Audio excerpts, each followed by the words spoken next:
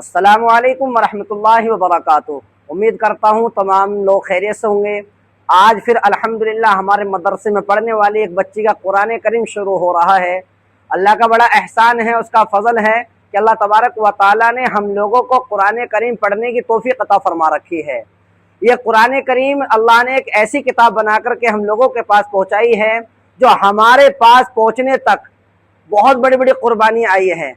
ये कुरान करीम कोई साल या 2 साल में नाजिल नहीं हुआ, बल्कि कुरान करीम 23 सालों में जाकर के कुरान करीम नाजिल हुआ। और आज अल्लाह का फजल है कि हमारे मदरसे में माशाल्लाह छोटे छोटे बच्चे पढ़ने के लिए आते हैं। अल्हम्दुलिल्लाह हर बच्चा अपने घर से पढ़ने के लिए निकलता है और बड़ी मेहनत के साथ पढ़ता है। तो सबसे पहले हम लोगों को दुआएं करनी है कि अल्लाह तबारक व ताला हमारे बच्चों को कुरान करीम पढ़ के उस पर अमल करने की तौफीक नसीब फरमाए। और कुरान करीम ये एक ऐसी किताब है जिसको हमें रोजाना पढ़ना है। क्या करना है? रोजाना हम लोगों को कुरान करीम पढ़ना है। ये कुरान करीम कोई ताकों में रखने की जगह या अलमारियों में सजाने की किताब नहीं है। बहुत से कुरान करीम ऐसे रखे रहते हैं जिनके ऊपर जाले लगे रहते हैं, धूल लगे रहती है। हमें कुरान करीम को रोजाना पढ़ना है, चाहे एक रुकू पढ़ा जाए, चाहे एक सफ़ा पढ़ा जाए, जितना भी हम लोगों से हो सके कुरान करीम को रोजाना पढ़ना है। पढ़ेंगे ना इंशाअल्लाह। उसी तरीके से जिस तरीके से अल्लाह ने हमारे पास तक इस कुरान करीम को भेजा है, सबसे पहले अल्लाह के रसूल के ऊपर नाजिल हुआ। अल्लाह के रसूल के ऊपर नाजिल हुआ तो अल्लाह के रसूल ने हम लोगों के पास बड़ी कुर्बानियों के साथ कुरान करीम को भेजा है। अब हम लोगों की जिम्मेदारी बनती है कि कुरान करीम को पढ़ना और उस पर अमल करना। ठीक है ना इंशाअल्लाह।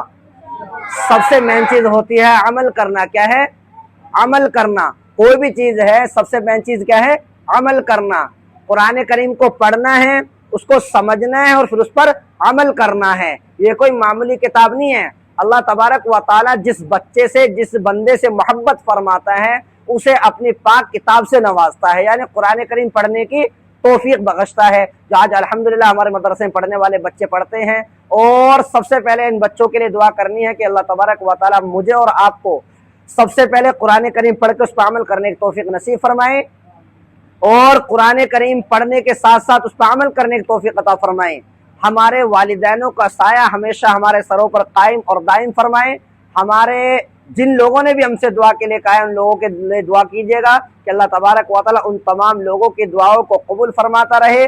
और सबसे अहम चीज़ क्या है कि हम लोगों को कुरान करीम पढ़ के उस पर अमल करने की तौफीक अता फरमाते रहे। ठीक है ना इंशाअल्लाह। अल्लाह तबारक व तआला इन तमाम बच्चों के पढ़ने को कबूल फरमाए, इनके वालिदैनों को खूब तरक्यात से नवाजे और हमारे वालिदैनों का साया हमेशा हमारे सरों पर कायम और दायम।